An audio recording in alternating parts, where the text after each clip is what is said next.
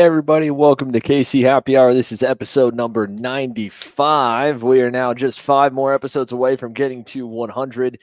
Missed everybody last week. I hinted at it about 2 weeks ago in the last episode. This is a busy stretch of the year, even though for us it's more of a dark stretch of the year here in the month of August.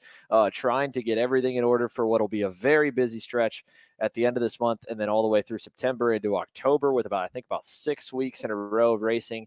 The run to Las Vegas with Rock Vegas and Supernats is always crazy for everyone in the karting industry in the U.S. and around the world a little bit. And then trying to get a bit of a jump on the 2024 schedule so we know we can bring you in all that. But many of you guys know from our schedule, we were set to actually be on the road today, heading over to Lorain, Ohio, to Cleveland area, Ohio this week for the Ohio Sprint Series. Their podcast with series owner Chris McCrone of the Ohio Sprint Series mentioned it already earlier this week on Monday night. Unfortunately, in the way that a very quickly but amazingly put together event over at the Lorain County Airport, the site of the old school kart and IndyCar Grand Prix. It's going to host a temporary parking lot race for those guys while the Lorain, Ohio Kart Complex, the lock, gets completed. The airport has a lot of hoops to jump through and a lot of regulations. And unfortunately, they weren't going to let us get any more than about 2 feet off the ground at all for any kind of camera views. And for those that have been watching us for a long, long time, in the first couple of Florida winter tours we did back in last season in January and February on the temporary racetracks, we're down on the ground. You're really only getting one angle, and then you're just looking at a lot of bobbleheads atop of barriers. So between us and talking with Chris, obviously it's a big mountain to move to get us out there to stream anything. So we decided we're going to hold off on that. The event's still going on. The race is going to be great. If anyone that was already going, I hope you guys still go and support grassroots regional racing. We're going to 100% be there for the season finale at the Motorsports Country Club of Cincinnati in October. But I just wanted to go ahead and touch on that. Unfortunately, say we won't be on the road this week. It's a little bit of breath of fresh air for our hardworking crew. They're going to get another week's rest back at home, and then we get off with the U.S. Pro Kart Series to kick off the big 6-week stretch. And in the middle of that stretch, we're going to be going for our third Rotax race of the year, but the first one run by J3 Competition. And so while it is a bit of a low week in the kart chaser world here this week, I figured we couldn't be a better week to try and pull the guy in before the rest of the fall pulls him away, just like it does with everybody else in the industry. Mr. Justin Stefani joins me tonight, and he's a new face for everyone on the podcast, but very well known in the sport. So Justin, first of all, thanks for taking the time to talk about yourself, RaceRotax, J3, and of course the Rotax Grand Nats in September. Yeah, no, thanks for having me on. Excited, obviously, big fan of what you guys have going on. So good to get a seat and be able to be part of it. And you and I know each other, but even, to both to new racers and a bit for myself, right? I don't know your full background well. I'm sure everyone would love to. So just like anyone in the sport, your lineage, your love for karting goes back a long ways. Can you speak to kind of what was the first spark that got you out to the racetrack? Yeah, sure. I mean, I think it's probably like most people's story within the industry, right? You start at a young age, or something you do with your dad when you're younger. For most of us, not all of us, of course, and then you kind of get hooked on the competition, the speed. I think the people sort of a little bit of the circus that is our sport. You start to travel, and no different than any other sort of club sport that's out there for kids, whether that be hockey or baseball, right? Just certain people, latch onto it, and so no different my story than many people. So if you've been in this sport for a while, I think ultimately, I know your story's the same. My two business partners are the same. They started the sport with their father, and I think that's probably the most common thread amongst people that are in our sport, and then evolve to some sort of business ownership, whether that be a kart shop or an importer or a race promoter. You just kind of grips you, and that's ultimately my story. And then fast forward, and the time flies by, and here we are. I'm in my 40s now, and my first experience would have been going to the kart track, watching my dad race, when I was 4 or 5 years old, right? So it's been a long time.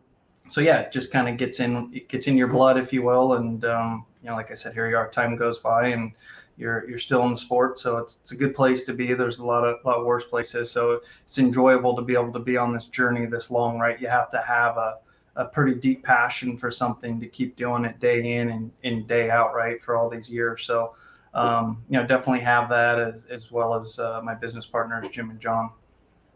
So, what was fun for me earlier today was going back onto, not only checking out more to make sure I was refreshed on everything to speak right on Rotax, but checking out the J3 site and going through the history all the way back to, 2004 and 2005. I talked to a lot of people and on the show, and I'll say I've gotten a bit of a taste of a look of, a lot of different perspectives in the sport at my young age. But, for you guys, you pioneered a lot of it. You go back to the mid 2000s, right? And taking a race team to the level you guys were in. I mean, you were developing, skid plates, developing different parts on your own, as an OTK dealer and trying to run like a professional level, US Cosmic outfit with rock engines in the tag classes and stuff like that. Then you do the comp cart brand and then now to this, but was I'm sure everybody kind of gets in and wants to be like an industry leader or a groundbreaking or revolutionary,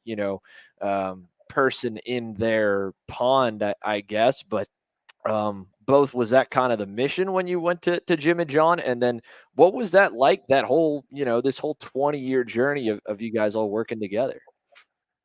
Yeah, the story, obviously you don't know it, a lot of people know it, but sort of crossed paths only a couple times, and it was they were looking for somebody kind of like now a mechanic to help out on their race team, and I was out of college and I was working in the corporate world, if you will, and said I'm kind of out of the game a little bit. But John's pretty persistent, so he's persistent and said, well, it could be fun.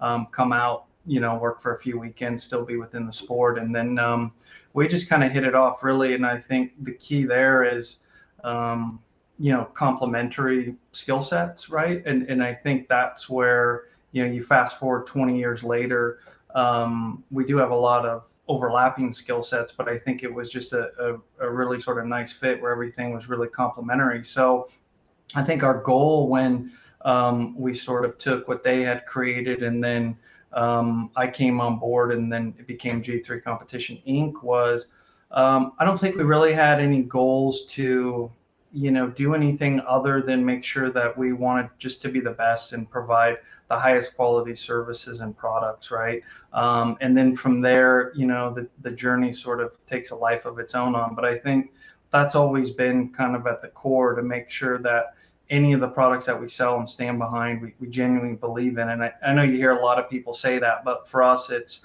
we've had a lot of opportunities over the years. And if you actually look at what we've done, like you said, if you go to our website and you go to the history page, I think that those are the things, right? Quality, integrity, consistency, cadence, and that's sort of what we wanted to do. And I think when you do that consistently, day in, day out, year after year, I think that's really how you build a brand, how you build a reputation, and that's sort of where we're at now. So I don't know if when we got into it, I mean, obviously you want to be the best. I don't know what, the best is, obviously winning races or whatever else it is, hopefully being a profitable business. But I think it was just, our goal's always just been quality, integrity, great customer service, and try to be the best. And at that time, elevate a lot of gaps that the three of us saw within the industry that didn't exist. And, whether that be the things from the race team side to the B2B side, the B2B side, excuse me, of the industry. So we just tried to kind of elevate every level that we did, and some proprietary products throughout the years. And just basically, if we see a gap where we could interject some quality into the industry and our business, that's sort of how we went about it. And yeah, it's crazy. We'll kick off next year is our 20th anniversary year for J3 competition. It's the 10th anniversary, not that this podcast is about that, but about our chassis line as well. So yeah, time flies, I guess, when you're having fun, right? Right. And it feels like it wasn't that long ago, at least to me from the outside. It might not feel like that to you, that you guys took over, the distributorship of the Rotax brand and managing the events for the northern half of the US and, doing the Rotax US Nationals. But, it's been a few years now. And so you go from coming into, a race department. So that's kind of shop support. You took the team to a level, then you got, the chassis brand where that was in-house as well. And then when does this, conversation start? Where does, what's the motivation, right? Because, it was at 20 years ago in the height of the tag classes, it wasn't unheard of for any team to all of a sudden take over the distributorship of a specific engine, because every engine was running together. And then over the last, half decade, even, it feels like we've refined in the US the number of brands that people want to run, want to race. And, you guys at a time that Rotax kind of, was fading, took it on. So what was the mission behind that? Yeah, I think, unique thing happened probably right before 2010. I think what I would call the mono series sort of approach really started to spread, and that was obviously originated by Rotax back in the day, right? And, the grand finals being that end all be all. And then a couple of the other platforms sort of at that point, like you would see in any industry, jumped on and provided a similar sort of system, if you will. So yeah, that openness of the market closed up, and it went to a few different avenues. And I think by and large, the country in America has really adopted it pretty well. And so I think fast forward to the opportunity when we became the distributor, obviously we spent a lot of time with the race department, with the chassis brand at the time. Most all of everything that was happening in the United States was Rotax, right? It was the number one tag engine on the club regional level, and then obviously everybody was in that quest to try to make it to Team USA and get to the grand finals. And so I think being heavily immersed in the product brand when it was at that height, you really got to understand from the non-distributor side everything about the product, how good it is from top to bottom, but also how well the journey is really suited for, as we would say, the lad and dad all the way up to the aspiring professional driver. It really has that pyramid, right, where you're taking the same product and you can set a journey, right, and then you can throw a goal out there to say, hey, maybe I want to be a professional driver. And then that whole journey all the way up to potentially going to the grand finals really does yield that legitimate opportunity to do that. And so I think knowing that two things: one, the product, right, but then the vertical of how do you integrate the product and provide a journey for the general customer, consumer who wants to just have fun, all the way to somebody that has, world championship / I want to be a professional race car driver. It just, that side of the racing component of the product line for us was just so much value in both of those that, it ticked pretty much all the boxes. And it was an opportunity for us when it came about, obviously, at a low point, right? There's no sense beating around the bush on that. So, it creates a lot of work, but it also creates a lot of potential upside and opportunity. And I think, again, just getting back to what I said really at the beginning of the conversation, is that belief that we have in making sure that the products that we associate with J3 competition and the services and everything we do, it has to be high quality, it has to be matching, and it has to be something that, we can really put all that effort into. And, Rotax is clearly one of those global leaders outside of karting, but also in karting. So, that's really when we took it on, right at was kind of 2018 really. So it's on paper I would say it's been about 5 years, but with COVID and everything else, it's more like that 3.5 4 year mark really of actually actively pushing it right in a market that's been open, if you will. And that leads me to the next question, right? In terms of market open, and you guys talk about gaps, going back to, when J3, I would say like that 2010, almost probably up to that 2015 era, you guys were a high profile, high level professional karting team. And while you launched the Comp Kart brand a couple of years into that stage, and really the high level team goes back into the late 2000s too. That was, I feel like that's a totally different kind of client base for the most part than what you guys deal with now on the Rotax. Was, becoming a chassis distributor where you kind of touch at all levels, like a bridge to seeing that again? Or, what's like what's that experience been like? Because, I had a podcast, one of the episodes of Happy Hour, sometime last year, if not maybe even the year before, where I was frustrated at WKA for doing what was a copycat regional series at the time to one of the CKNA, I believe, 4-stroke series or something like that, and was like, hey, these are regions that could use some love. There's 50 states in the U.S. and 48 on the continent. There's a lot of places that, could have go-kart tracks and could have healthy clubs and could have help. And you guys are one of the ones where you've got the Rotax Trophy East, that's mainly a northeastern region, and the Rotax West. You're the only series besides the Colorado State Series that's raced in Colorado this year, and you raced over in Phoenix. And so, you're hitting these regional markets with really regional clientele. And from your end, has that been, did you, was that the whole goal from the beginning when taking on the engine? Was that, what's that kind of been like, I guess, going from the high end national weekend to weekend, the same 300, 200 guys racing 20 races, spending a lot of money and racing the expensive motors and high level teams, to now like a lot more of those dad and lads you talk about?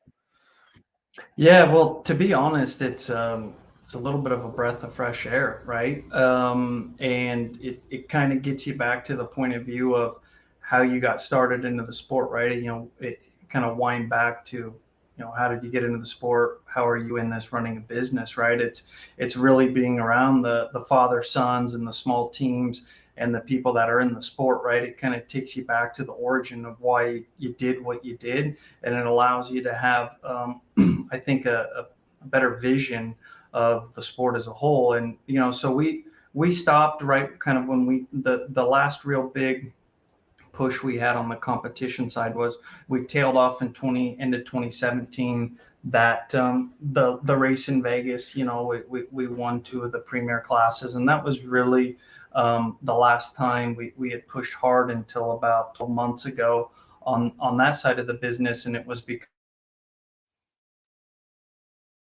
the decision was made to take on Leo, and obviously that takes up a lot of bandwidth, right? So the structure of the business was to be, create more sustainability across our business, but then also work on a growth strategy, not only for our business, but also with the sport, and with the Rotax platform. Obviously, that's critical. And so we went to, basically say, what do we look like as a business 5, 10, 15 years from now? And do we, want to be in the sport, right? And ultimately, that passion kind of supersedes anything else. And the answer was clearly yes.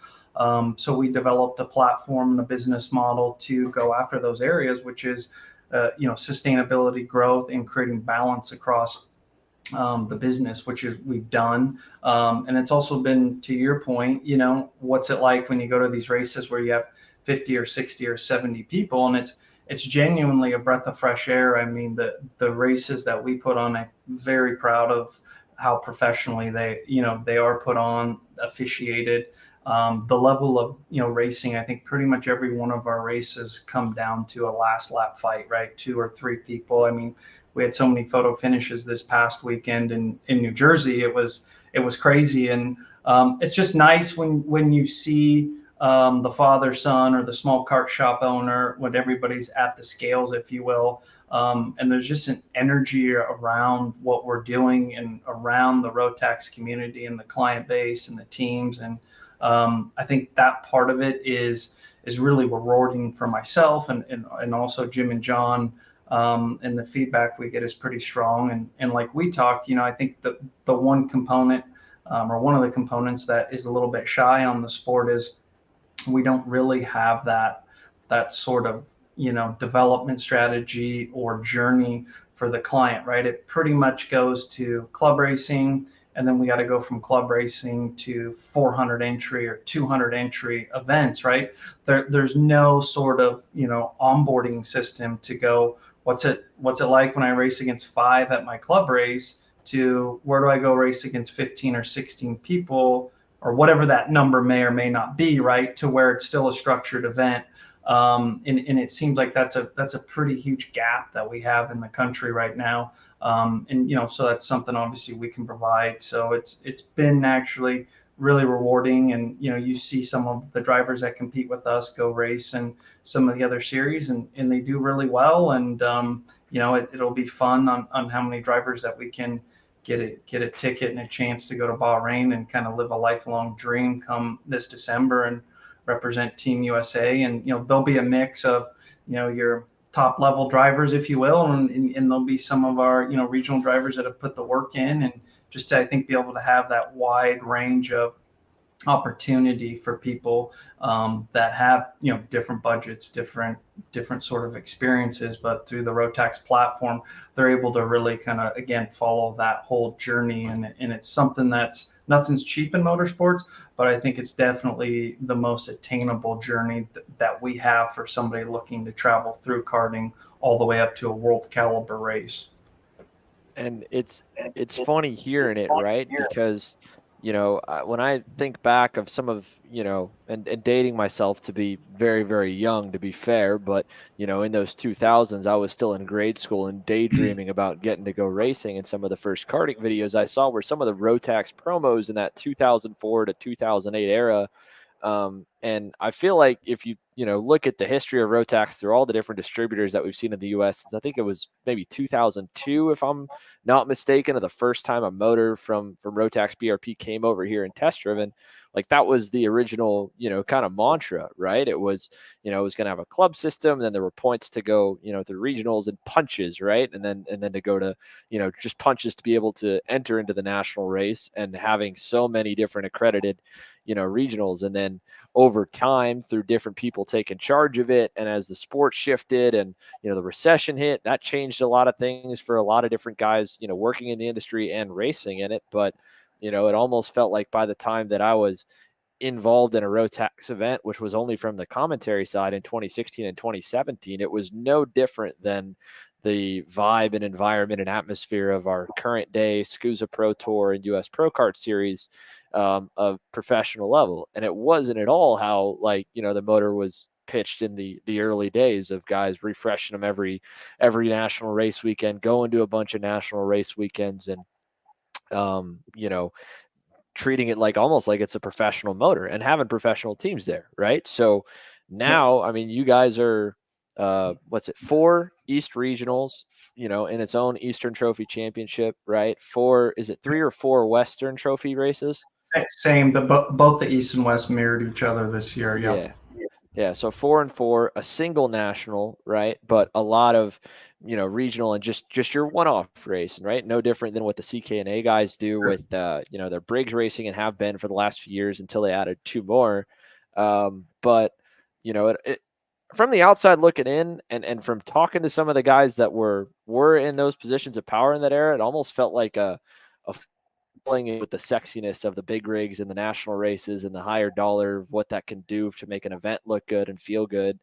Do you feel like almost having been one of those, been at that, and then now doing this, that you don't get snookered in almost into that feeling? Because it's very easy. I'm sure it'll feel really good to be at Rotax Grands at Newcastle and have double the entries of a trophy race and a few more teams and feel like this is mega, but not just want to, okay, I'm going to go lean into it, because I feel like it strays away from what the original Rotax mantra was supposed to be. Yeah, no, and I think for this year, some stuff will change a little bit next year, but I think of the 12 tickets we hand out, we only leave 6 of them open. So ultimately, right there, we say we're gonna devote 50%, right, of our prize package to the professional, the teams, the one-off people who want to try it, who really are only interested, if you will, in that grandiose vision, which I think is fair, and it's what any business would need to do. But then we reserved the other half for people who've participated in our East or West series, right? So I think we send a clear message that we are about building the regions, right? We are about building local and regional participation, as well as an overall overarching participation. And I think that really kind of speaks volumes of how we've set this up. And and how we've created stretch between the eastern half of the United States, the western half of the United States, providing the same opportunity to those of you that live in California, Oregon, Washington, Arizona, right? You don't have to, call it what it is, have to go live on the eastern seaboard for 10 out of 12 months to be able to, have a chance to race for something, right? And then we've just, I think what we provided from our side really is just showing that commitment east to west, right? And of course, we know that, the western part of the United States, just by sheer demographics and land mass and lack of population swell, of course, there's going to be less karters and less participation. I mean, there has to be at the end of the day, just based on raw data. But, our plan is, and our program shows again that we're committed to the United States as an entirety. It's a massive country, as any of the other distributors or people that promote any sort of east to west race series can attest to.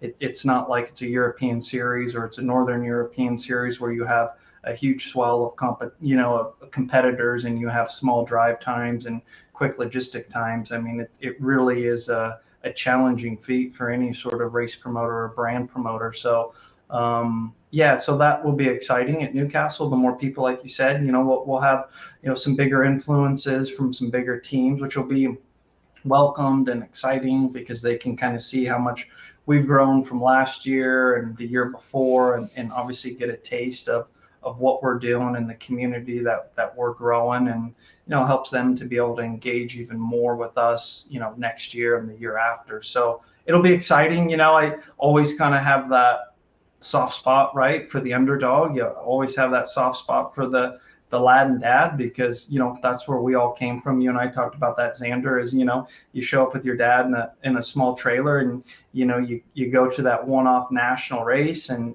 you give it your best, and ultimately your stretch goal is to always win and get a ticket. But the goal for a lot of people might be A, make the final, or B, can I go top 10 or top 15, and can I get within a half a second of the guy that wins it? A lot of those goals are great goals, and there's nothing wrong with it. And I think that's, where people come to our races. We're going to have a mix of, yes, it is about the ticket, but it's also about that regional guy that doesn't have to do a 5 or 6 race series to race against a, top level driver and really get to see where they stack up, take that experience back, and then hopefully double down next year with their small kart shop or their big team or their dad, and get geared up to go Rotax racing in 2024. And I think that's the cool thing. So, I mean, we always root for everybody. We root for good racing. And I always say that, the minute we put on our red shirts and we run our races, I'm a fan of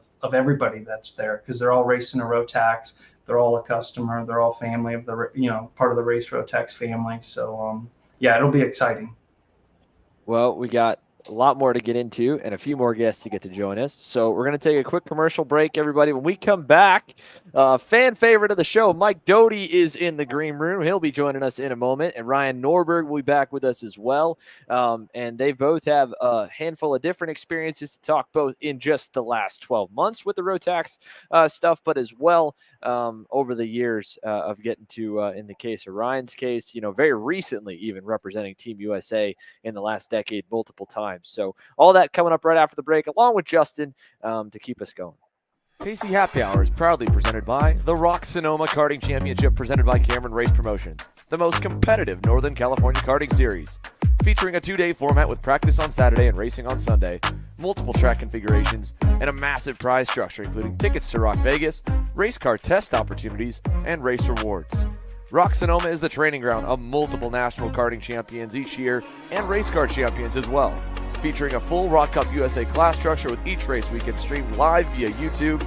It's a series you cannot miss. For more info, check us out online at zanzarukarting.com.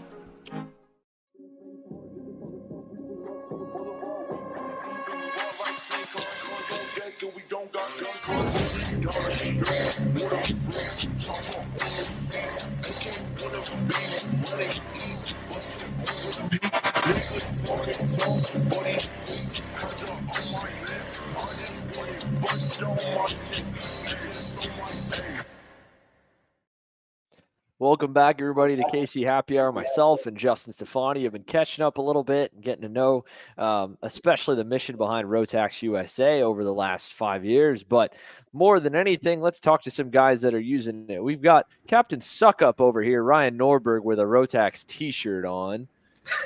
I figured, I have it. Might as well be the best time to use it, Yeah. Well, let's go over to a guy who, can't suck up anyone because he's too real for this world. Mike Doty, fan favorite. Mike, thanks for the time, brother. Always good to see you. Thanks. How you guys doing? We're doing, man. Hey, Mike. So, I want to kick it to you, Doty, to kick things off. I was talking with Justin a little bit about, what's been so different over their tenure as the Rotax distributor and really what's been a kind of a rebirth over the last few years. You've had your team and a lot of your customers, both, club racing at OVRP with the motors more than anything, being in attendance, especially this year at all the Rotax Trophy East races. And you have been around our sport just as long as, a very select handful of guys that have seen all these different levels consistently. So to you, what's stuck out about what these guys have been doing up in the Northeast over the last, couple of years and this year too? Well, I think it's just a good product for the club racer and the beginning racer. So we sell a lot of them because they last for a really long time. And I've always been in the Rotax since the beginning. And Ryan used to race them all the time. And everyone that I'm with at the races, like if I see Rollison and Gary Willis and Eric Jones, like we all used to be at the Rotax races because kind of was the only game in town at one point. And the racing was just phenomenal. But it's just a really good product, good tires. It's super fun. It's a good series. It's easy going. And there's not that many classes. And then over to you, Ryan, right? You've been using the motors, especially on your own. Not only you've got your experience as a driver to speak to, right? But, I mean, for the Norberg Karting Academy, you gave away one trip to Tyrone Kemper Jr. a couple weeks ago, but you've been using the Rotax engines pretty much, full-time with your go-karts with that. So what's that been like?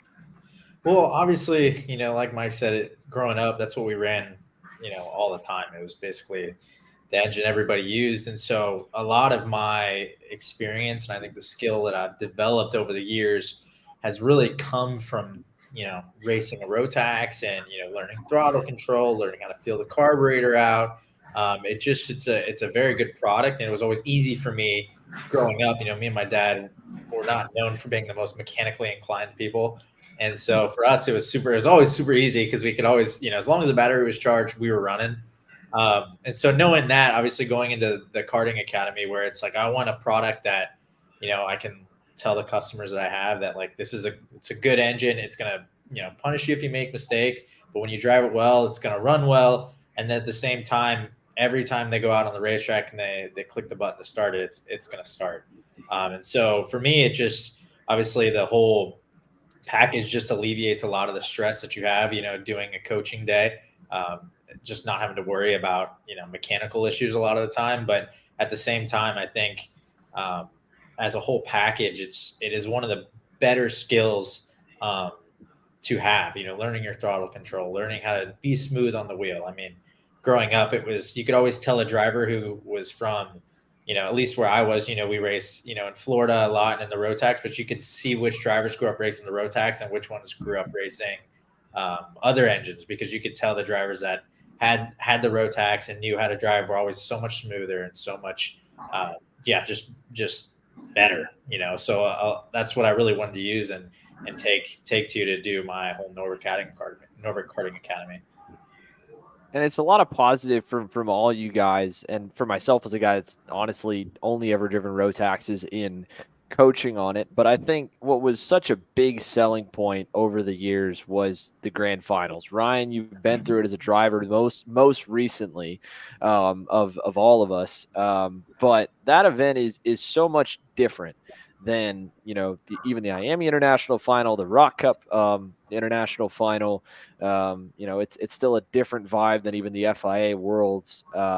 And I know for a lot of viewers, I'm sure it's probably sounded almost overly positive, but it's different. And can you explain a little bit of that so people can kind of understand what makes the Rotax Grand Finals so much of a different style of, world-class coming together event? Well, obviously the big difference is that it's all really like heavily controlled. You show up, and Rotax, obviously they provide a cart, an engine, and all of the karting equipment to get on the racetrack. And basically you just show up as a driver, and everybody's pretty much on a as level playing field as there possibly can be. And so, yeah, when you're talking about the other, world championships, the CIK, the Rock, or the Miami, not to say that they're not a good championship at all, but it is a different feeling because when you go out on the racetrack, everybody's on the same equipment. There's no advantage per se, as in like that guy's just got a good engine because he's with that engine builder, or that team just really knows this track so well. It's one of those things that, everybody's on a level playing field as much as they can. And, they even limit how much you can do to the go-karts while you're there just to keep that level playing field. And so, yeah, I mean, growing up, I remember the Rotax Grand Finals used to be like, I mean, it was the epitome of everything for all of us. I mean, you would look at the drivers who qualified, because you do have to qualify for this race, where a lot of the other, world championships you don't have to qualify for, you can just attend. But this one, it was like when the guys would qualify, and you'd see, Oliver Askew or Kyle Kirkwood or Patricio Award, all these guys, and they're representing their, they get their Team USA suit a little bit early, and they're wearing it to the racetrack. And you would look at that and just be like, oh my gosh, I just can't wait for the day that I get to represent the USA and go over there. Even if I don't win, or if I'm not even competing well, it's like, I just want to be able to go over there and represent my country and be a part of this event. And so, yeah, I mean, more recently, I've done the race recently, and it still is that way for me. I mean, when you get your suit, you're putting on the outfit, and you're lining up against everybody else. Everybody's in the same carts, and really the only difference is what color, what nation's suit you're wearing. I mean, it is still one of the best events in the world. Doty, what can you add to that, man? I mean, you've seen quite a few races in your day, eh? Oh, yeah. The coolest thing is you can actually show up to that race with no tools. They give you the tools. They give you this toolkit. Like you don't have to show up with anything. The only thing you got to show up with is if you want to charge your phone, you got to get that adapter to use that. But other than that, you can show up. And I mean, I brought my tools. I shouldn't have brought them, but I did. It's just a really fun race, and everybody's under like a big tent. All the countries, you're making friends, and like Ryan said, I mean, everyone that gets there, they're working on it. They're putting their carts together, and it's really just about the driver. And hopefully, you're getting good sessions in. I mean, I got some pretty good stories. I've been over there a few times for that race, and it's just a really, really cool race. I mean, you always hope, and it's hard to even make the final there. I mean, you have a bad heat race or something like that. The one year I went, I think they had 2 pre-finals, and I think they took like the top 18 or 17, and that went into the final. So I think the one year, McDermott, I think his name was, the kid from Canada, so fast. I think he qualified like pole, dominated all the heat races. He was out front in his pre-final winning it, and it started raining in the middle of his pre-final. I think he finished 19th, missed it. He comes in, he was bummed, but he's like, yeah, I'm just not good in the rain on slicks. So it's just like a wild event. The whole process of you picking your cart to the Parc Fermé and all that stuff. I'm sure it's a little bit different now, but I went twice, once with Tavella and once with Ganji, and it was a real good time. What's it been like over the last few years, Justin? I mean, I know you haven't been for every year, but obviously you've been the last few years since you've been the Rotax guys, and been for plenty of years before. Yeah, I mean, I think the thing in the last few years, since really Ryan did it in Sarno, as they've limited even the tires more, it's one set from qualifying all the way through. We used to get a second set. We don't keep the tires in Parc Fermé anymore, so that was always sort of one of those things. Parc Fermé is kind of an old school thing, so you have, again, lad and dads or some of the smaller people, how do I go to Parc Fermé to mount tires? And, and you got a strict time zone. So they've made the race, obviously with the barcode scanning on the tires, some of that stuff has changed. But in terms of the pageantry, in terms of the level of competition, the professionalism of it has went up. But I think also the experience has gotten more enjoyable. You're still pretty amped up, like Ryan said, because at the end of the day, a lot of the drivers that are going to be at that race and do well are either some sort of a factory driver within their country for the largest teams, or they're going to get picked up from a chassis manufacturer for running top 2 or 3 in that race. So the level, the importance of that is still there. They've done a improved job, the organization, just to make it a little bit more enjoyable, a little bit smoother, the pre-entry process, all of those things. Most of everything that you need is all done electronically thanks to technology. So when you show up, that whole process is a lot smoother. But like Mike said, everybody's in a tent. And I think that's one thing, since we've done the distribution, especially over the last few years, is trying to like bring everybody that's wearing a USA suit a little bit together. I mean, most people still are going to bring their mechanics or kind of do their normal system, which is good, but we've just tried to make that a little bit more of an open system, a little more fun, but obviously, keeping the seriousness of it. And the goal is to, return somebody from this country to the top step this year in Bahrain. I know in Sarno, I didn't get to watch your full video, Ryan, but I remember it. He was in good position to win one, and you kind of have everybody's on the fence watching anybody in a Team USA. Even if when we're over here, they're on a different team, and normally you're not necessarily rooting for them, but you're there, and you got guys and parents that maybe compete against Ryan or different drivers. They're all rooting on and yelling and screaming with that kind of American spirit. So that's always fun to see at the end of the day, that the country does ultimately come together and kind of root for everybody.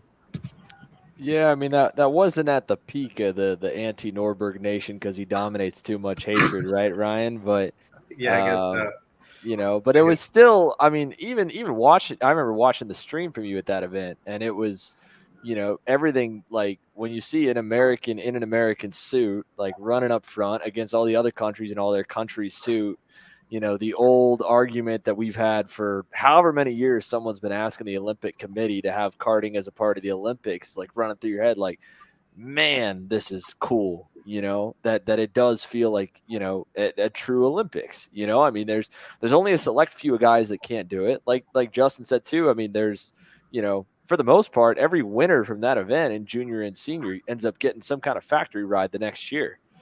Yeah, honestly, like for the longest time, like obviously, like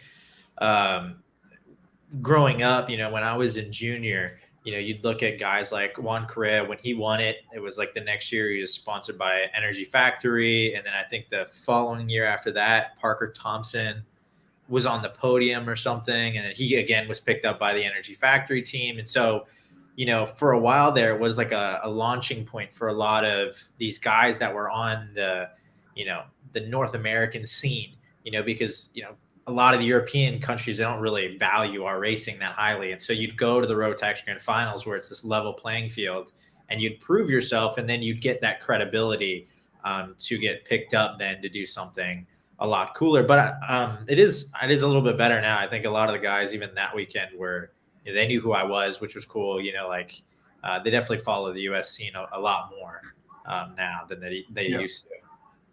Speaking back to the U.S. scene and kind of switching gears a bit from the grand finals, it's no secret part of the original, falling apart of Rotax pre, J3 and RaceRotax USA era was the perception that the parity in the motors kind of went away pretty hard, and it leaned into the national engine builders and what was the original concept, right, of Rotax certified service centers, but not engine builders, rebuilding in terms of replacing parts of the engine, but not blueprinting them. And then over time, it became a lot more, you needed to have this engine replaced at this, done at that, even though it was kind of out of it. So, I mean, Mike, I don't feel like you have any fear of telling anyone what you think, but in this, even with a guy from RaceRotax in the room, what's it been like from what you've seen on the racetrack over the Trophy Series East this year and the last few years? The parity in the engines are a lot different. Like you were saying, there was an issue prior with people, like the engines just weren't fair. And I was part of it. I worked with a couple of guys where the engines were just wildly good, and I knew the only way we were kind of losing if our chain came off or we didn't got crashed on the start. But the engines now are, I mean, when we're putting the engines on with the carburation, say with like a junior, everyone's scared of the carburetor, a lot of moving parts, but really honestly, you're only going up a jet up or a jet down. So for instance, if you're running like clip 5, you're 118, 120. You're running clip 4, you're 122 to 124. And the seniors the same way. The engines are just, we take them out of the box sometimes and just put them on, and they're just, and they're quick. It's just a lot different. They must have did their homework, because every engine I put on is really good. We haven't had any issues. And I would tell you right off, if there was like one engine that was a lot specialer than the other, and it used to be that way. It isn't like that now. It's just whatever they're doing, they're doing a good job. And the longevity, I don't think that ever fully went away, maybe with the fastest motors, right? But I mean, Ryan, how many hours have you been logging? How many hours you been putting on those things at all? I'm sure it's probably pretty up there. So I bought, when I first started doing my coaching stuff, just kind of starting my deal, I bought an engine from Justin, and that was about like 2.5 years ago. And I would say I do a lesson on it, at least 3 times a week, or 3 times a month at least. I mean, now it's more like, 6 times, 7 times a month. So it's like, I mean, my engine's like, it's got a good amount of hours on it. I still haven't rebuilt it. Every time I click the button, it fires up. So I'm just waiting for it to not, and then I'm going to rebuild it. But I mean, it doesn't even run bad. That's the thing, is like, it normally, like, you can feel the engine start to give away. And so it's like, I need to go take this to get rebuilt. And like, I mean, granted, mine probably has too many hours, but I don't feel a decrease in power or anything. And so I just keep running it, and I'm not having any issues with it. I keep it clean, and, make sure the oil's new, and yeah, it's running good. We trained all day today with them. We had 2 kids. From 10 a.m. to 4:30. We were just ripping laps all day long. Yeah. The only thing you had to do was oil the chain. Yeah. Yeah. I mean, that's the same story. Obviously, it seemed biased coming from me, but it's the same thing out here in Arizona. Oliver runs a competition university program and has a fleet of engines. And he asks me all the time, he's got the hour meters on him. He's like, oh, mate, you think we should get this rebuilt? I'm like, just go until the thing blows at this point. And, he has stuff with 70 hours on it. And, yeah, same story, just to be consistent, with Mike and Ryan, is that longevity, as you said, Xander, is always been a staple and still is with the brand. So, Rotax Grand Nats this year, the format, event, I mean, that's still, is it going to feel, I mean, beyond the entry count and the paddock size, is that going to feel a whole lot different for, guys that have run your regional stuff, or even guys coming from other different platforms and series in September? Yeah, I mean, I don't know if it'll be wildly different. I mean, I think we do a pretty good job of, like I said, putting on a professional show, staff, the presentation. Obviously, you'll be covering it. We'll have Rob Howden and Henry Bodette doing the announcing. So, that'll obviously heighten everything. The entries will be up. I think last year we had 28 or 29 in senior. I expect that to be in the mid to upper 30s with some of the people that are on the list right now and some of the people that are coming. I think that's going to be a genuine race. And I think the biggest thing is there's just the tickets on the line, right? Where the East and West were competitive and great, but those were qualifiers. But now sort of that prize is sitting there on the table. And I think anytime that happens, the intensity kind of ratchets up with the drivers and the team. So, but I think, like Mike said, it's still fun. We run 5 classes, right? Which is, you get tons of track time. It's really, that part of it is professional, and you can provide a good day for the teams and for the customers. And at the end of the day, there's one winner for every age group, and that clarity in the program, I think, also adds to it, because you're not diluting, say, a certain age group with multiple categories. There's just one winner and one second place and third place finisher, right? Yeah, I mean, it'd be great if you did have a 2-day and Ryan won on Saturday but didn't win Sunday, so we could forget about it quicker. Oh, he's racing? You're racing? I don't think he is. Yeah, no, not yet. Oh, yeah. not yet. Oh, man. He says he's working on it. Jarsic to race. What are you talking about? Brandon came out of retirement at one of the Rotax East races. I saw that. Yeah. They won the first day, and then I guess he had bad ice cream or something. It didn't feel good, so we had to put Massimino in. He ended up Oh, winning. I thought he was complaining about his ribs at Pittsburgh like a little baby. Oh, my sides hurt. I thought that's what Maybe Brandon Yeah, I said. think it was too much ice cream. Yeah, I think it was too much ice cream. Well, we're not too sure yet. But he had a good time. He said it was fun. So he said it was good. Yeah. And that's what's not to get too off topic, Justin, but we talked about this a little bit today, so I think it's funny to talk about. You know, you guys are so few in classes that, Mhm. you know, people I think are going to look at the event and go, they did not pull 200 entries. That was a terrible, small, you know, nobody showed up to that race. But, you know, your point of like 29 Rotax seniors last year, we're skewed, I think. And I think anyone can be when you stay in your own little lane for a little bit too long. But, you know, you guys are pretty like, you know, almost opposition to a lot of the series now with the fewer runner classes too. So like, what's a good number, I guess, for what you're hoping for in September? Yeah, I mean, I think honestly, if we crack 100, we have a goal of a number over that, right? But we'll be pretty happy. And I mean, I think when you look at the program, really, it's at the end of the day. Don't want to put anybody on the hot seat, but it's what everybody in the karting paddock talks about: is condensing the day, driving more value through less classes, more racing, kind of less spinning the roulette wheel. And I think obviously with the 3 heat format, same thing that we've done the last couple of years at that race, pre-final, final.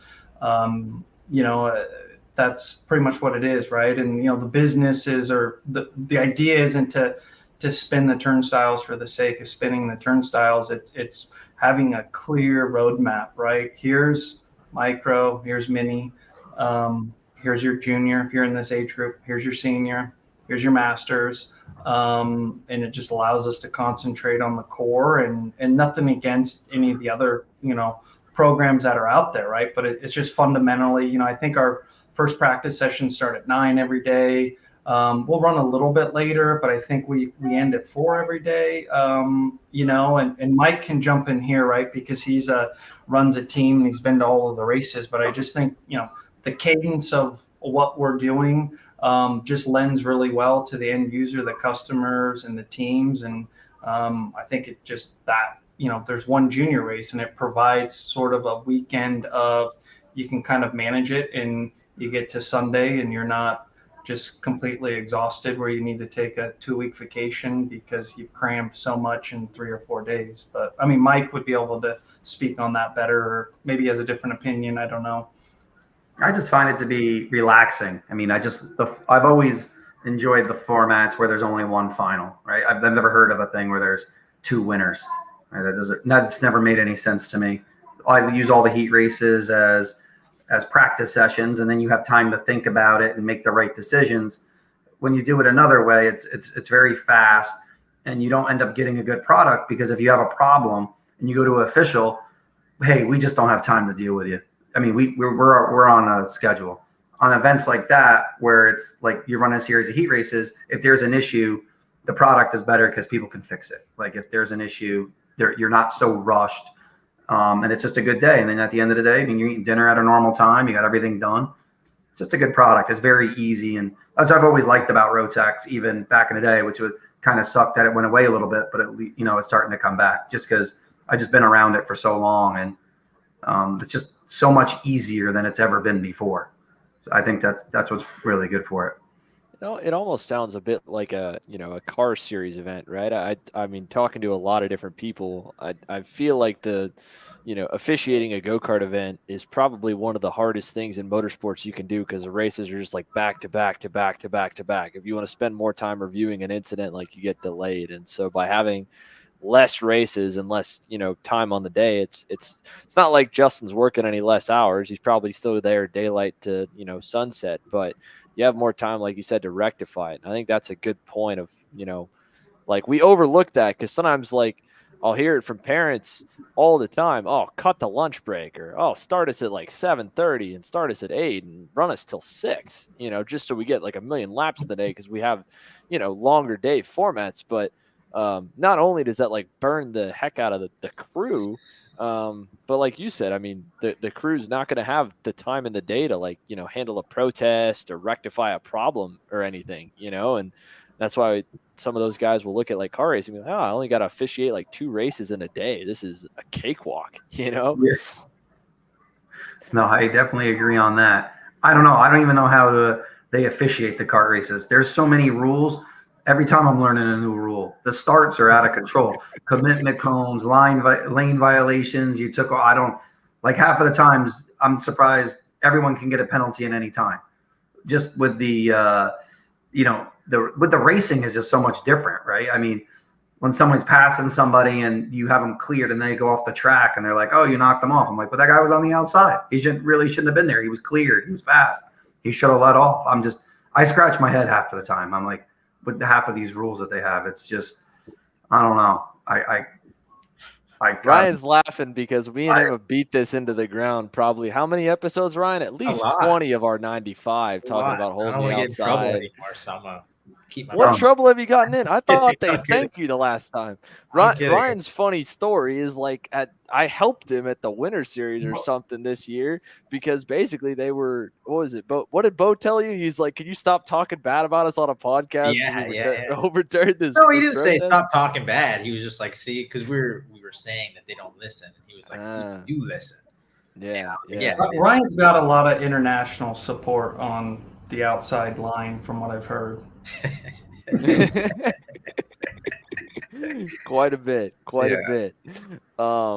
So I guess kind of, I mean, that it's quite a good bit of, both the Grand Nats and the World Grand Finals. We have a commercial break coming up here, but right before it, Justin, before we get to kind of Q&A and a few other little comments that'll wrap the show in the final segment, can you recap for everybody a little bit of what's the week going to look like for the Rotax Grand Nats in September? Yeah, so you'll be able to find on RaceRotax.com, very top toolbar, trophy series, drop down, click trophy final, has everything about the race there. You're going to go partial day practice on Thursday. Friday will be your official practice, be 9 to 5. And then Saturday we'll kick off qualifying heat races, and Sunday with your pre-final award our winners. Through then we'll have a kind of a rigorous scrutineering session, where every category will come in on Friday, get all their equipment scrutineered so they're ready to go for Saturday. We have the original Mojo tire changing competition. It returns, so we're going to have that, some giveaways and some other cool stuff coming down the pipeline. So it should be a good week. Like I said, scheduled out well with hopefully really enjoyable for all the clients that have been part of the series and all the newbies that will come in and be part of it for the race. So yeah, excited about it. And the big thing will come Sunday when we hand out 12 Grand Finals tickets, and sort of hopefully we'll make up a lot of them will be we hope Team USA, but again we have some open ones, so it'll be a fun Sunday afternoon when that happens. Well, we've got a little more to talk about, but obviously, as Justin just outlined, there's a lot to come on that race weekend in September that we'll be live streaming when we get there. We have a couple of viewer Q&A questions that have come in. If you guys have any more you want to submit, the time is now here during the commercial break that we'll answer. You can grill Ryan, grill Doty, grill Justin, as well as myself. But also we have a few other things that we want to chat about. So that'll all be coming right after this commercial break. Looking for the perfect vacation spot and a family fun weekend where a race breaks out? Look no further than Karting the Coast. Our 10 race schedule is already well underway, with stops at NOLA Motorsports Park in New Orleans and Finish Line Performance Karting in Biloxi, Mississippi, where our podium ceremonies are on the beach. We know how to have a good time and put on a good race, and all that we're missing is you. To find out more, visit kartingthecoast.info.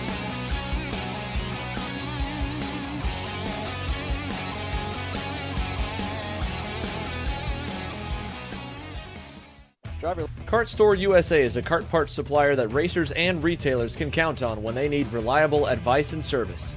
We focus on servicing all racers with honesty and pride while maintaining customer satisfaction. We carry a full stock of Kart Republic and Tony Kart chassis, as well as IAMI and Vortex Rock engines.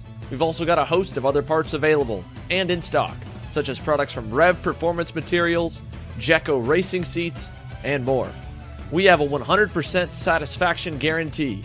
And on top of that, if your order exceeds $200, shipping is on us.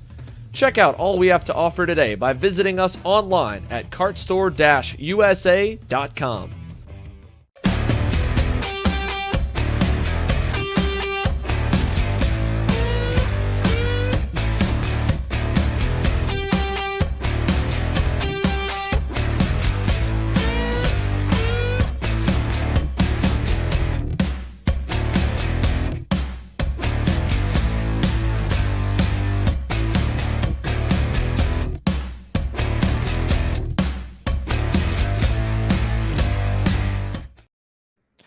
Welcome back, everybody, to KC Happy Hour, episode 95. We've got Justin Stefani, Ryan Norberg, Mike Doty here. And before we get to the last bit of Q&A, it's funny. First of all, I want to say it's been fun reading some of you guys' comments that have been coming in both on YouTube and Facebook. Both of them have been a little bit different.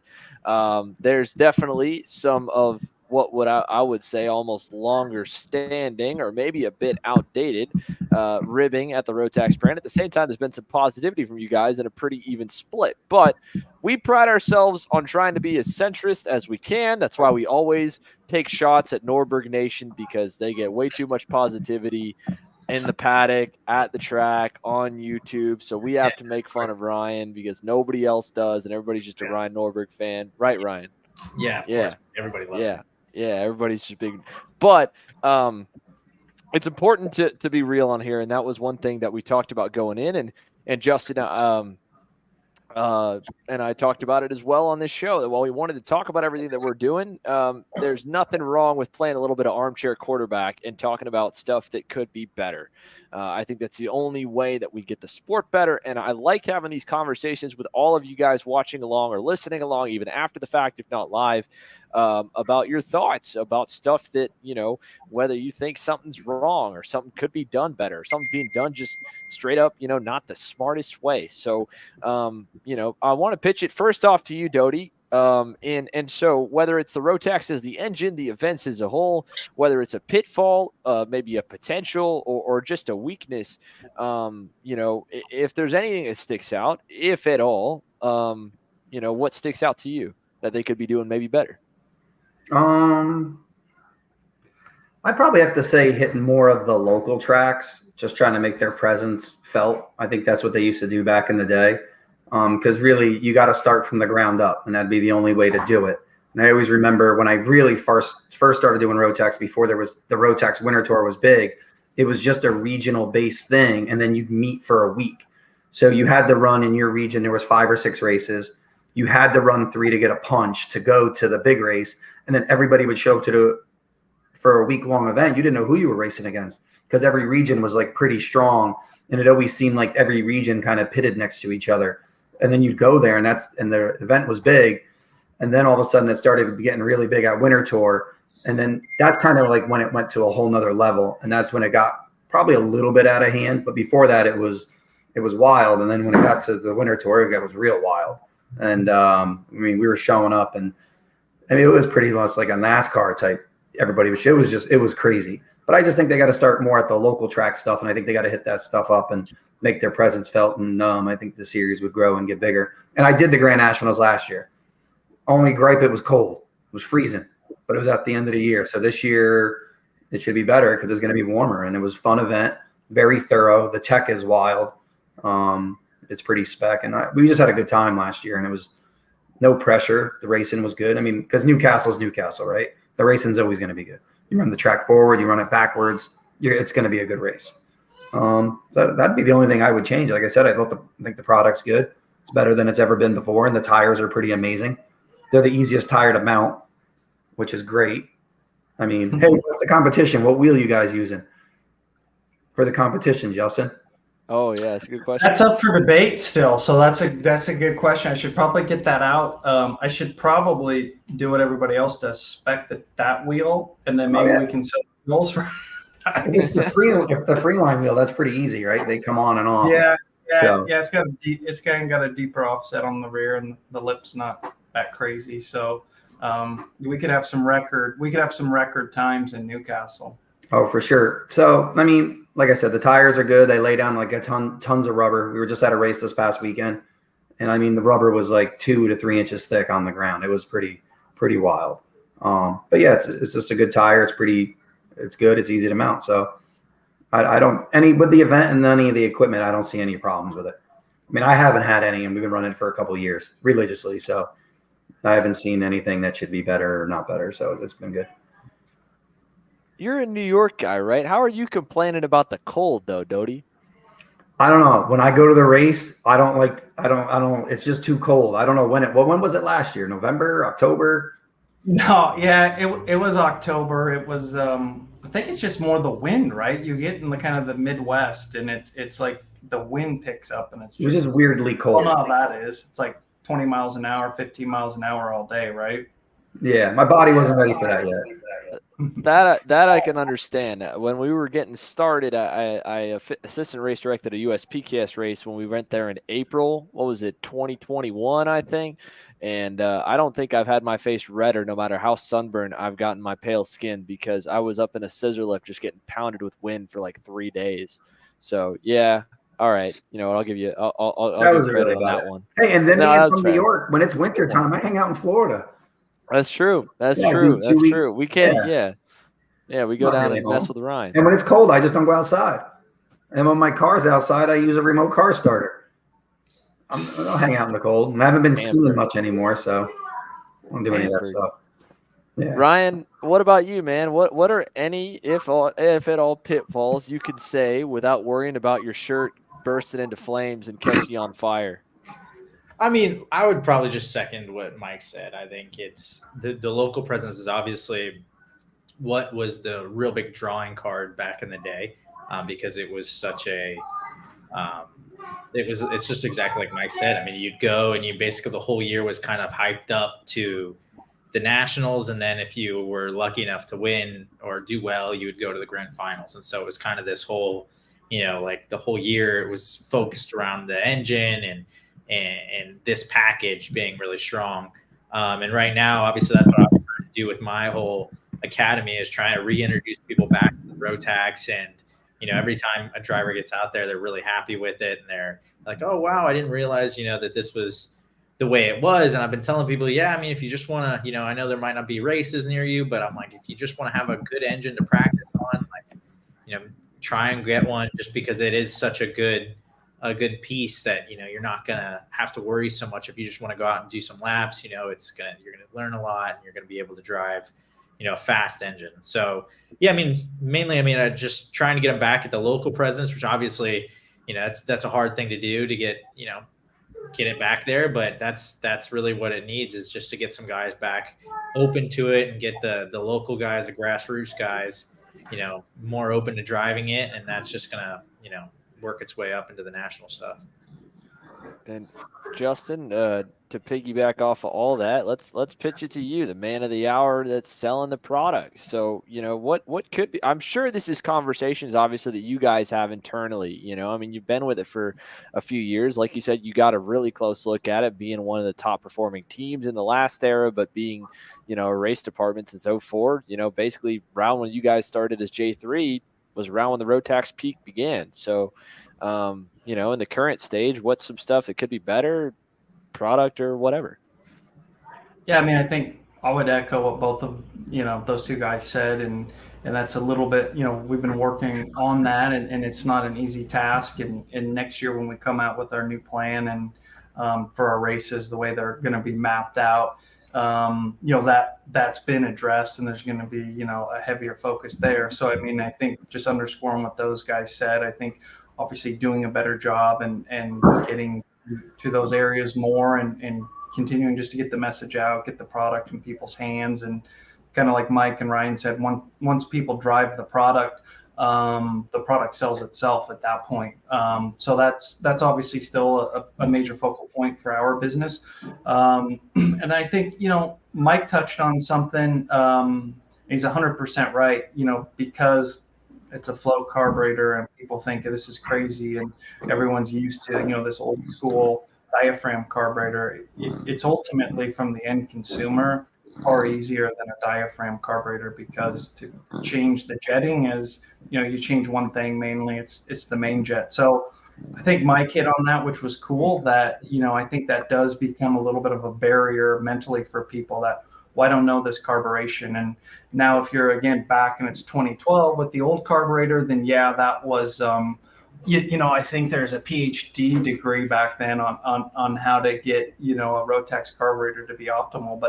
But now with the new XS Del Ordo carburetor, that's fairly simple. I mean, and I would say, honestly, I don't want to say self-critical, but I think one thing that gets people off guard is, they look at the exhaust system and they go, oh my God, because it's so different than any other exhaust system. How do I mount this? How do I put this on my cart? It's really one of the things I get when people buy an engine platform. The next thing is, how am I supposed to mount this on my cart? Do you sell the brackets? And the reality is every major manufacturer has purpose-built brackets for the exhaust. And that is a little bit, difficult. Not difficult, but it's just new, right? And so I think when people see that package or they get one, they're like, oh man, this is so different. But I think it's like anything. Once you do it, it's 3 springs and one isolator that has an 8mm nut on it and 2 springs to the engine, like every other deal. And as long as you reach out to, your engine manufacturer, whether that's, OTK or Comp Cart or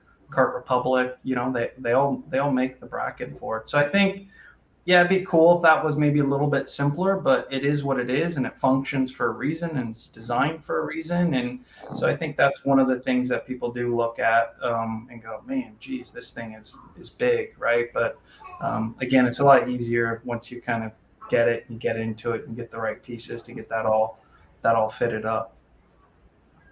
One viewer question came in for you, Justin. This is from Kevin JL on Facebook. He was asking for the Rotax US Grands, I think specifically, what are the rules regarding U.S. engines in other countries? For example, can a U.S. driver use a Canadian engine? Can Canadians use U.S. engines? What does that look like? Yeah, so that's in our supplement, and that's also in our sporting rig. So if you're an American licensed driver, American citizen, you have to be on an American serial engine, and it has to be sealed by a U.S. service center. And I think that's probably not the sealing part, but I think that's probably the same, rule in any other manufactured series where you have to be on an engine that's serialized to the origin of the country.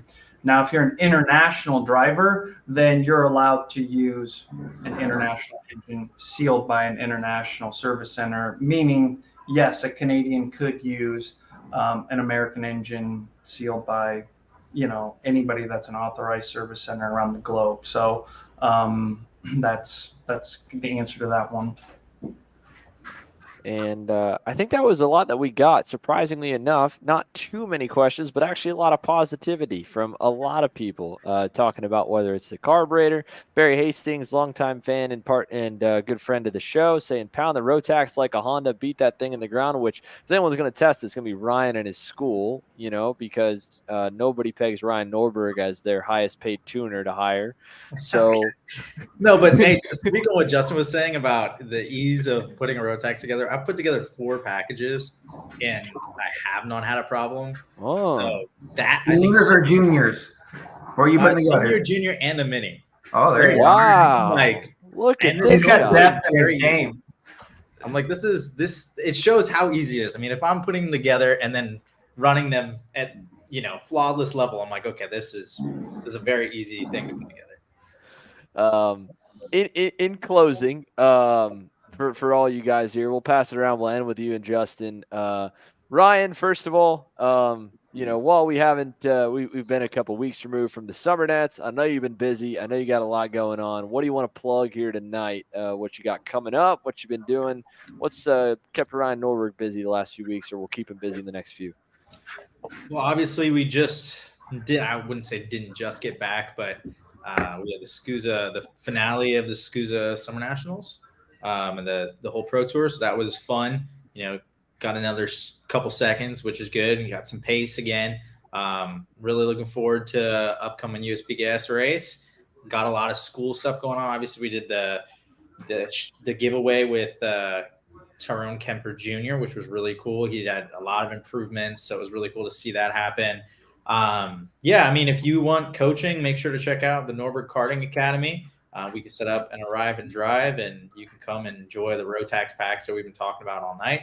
And then if you want to watch me race, make sure to, like and subscribe to the YouTube channel, Norberg Nation. I'm cutting you off on that point. All right. Rival YouTube channel. Hey, just hit 15,000 subscribers. So let's go. Congrats, buddy. Doty, for you, man, what would you like to shameless plug with your 30 seconds on the microphone for anything you want? I don't have too much. I'll be at USPKS next week. I'm just doing a lot of training at home. That's all we do. We're at the track pretty much every day, Tuesday, Wednesday, Thursday, Friday, training. And then if there's a race local, then we're at the local race. We got our Northeast series that you're going to be at, I think in September at NJMP. That should be fun. Other than that, there ain't nothing really going on. Just going to the races, enjoying what's going on, and seeing what new rules are coming up when I show up at the race. I always leave the race scratching my head. I don't. A lot of races. I don't know. I just try to keep my mouth shut when I go to those races and fly under the radar, and that's about it. Justin, what about you? Where can they direct all their pre-2012 to 2016 Rotax era hate mail and also enter for the Grand Nats? What's the best way? What could you plug to finish it off? Yeah, bring the hate mail to me, Justin at J3. It's everybody that hasn't been on the new program or hasn't attended a race over the last 4 years that are still living, like you said, 10 years ago. So God bless all of them. But if you want to get information on the race, go to RaceRotax.com. Top toolbar is easy for navigation. You can register for the event there. We have an event page there as well, so you can jump on that. And it has everything from service centers, arrive and drive teams, our schedule, the award system, how it all works. So and then if you don't find what you're looking for, obviously just send an email to us or call the shop at J3 Competition. We're 5 days a week, and Jim and John will still answer the phone at 8 p.m. at night because they'll still be there working, and which is only 5 where I'm at. So we got some good coverage and range there to take your calls via email or your calls or reach out email. Sweet. Well, as always, thanks to everybody for tuning in. We appreciate all you guys. Thanks to Doty. Thanks to Justin for coming and joining us. Ryan, I guess thanks too, for joining as always. Do what I can. Yeah, whenever he can. His Hollywood lifestyle only allows for so many podcast appearances nowadays. But for everybody else, as we mentioned, and as Mike teased, we're going to be at the Northeast Karting Challenge in September. We're at the U.S. Pro Kart Series next week. We've got the Rotax Grand Nats, the Texas Sprint Racing Series finale in Houston, the Stars Championship Series finale in Cincinnati. We teased last weekend we are going to the Cup Karts North America Grand Nationals for the very first time, the Briggs & Stratton 4-stroke All-American Nationals in October, the first weekend, the U.S. Pro Kart Series finale in the second week of October. All that back-to-back starting next week. I'm sorry we weren't able to bring you live racing this week, but we will be back with Happy Hour next week and live racing all the way into the week. Thanks as always for watching, guys, and we will see you next time.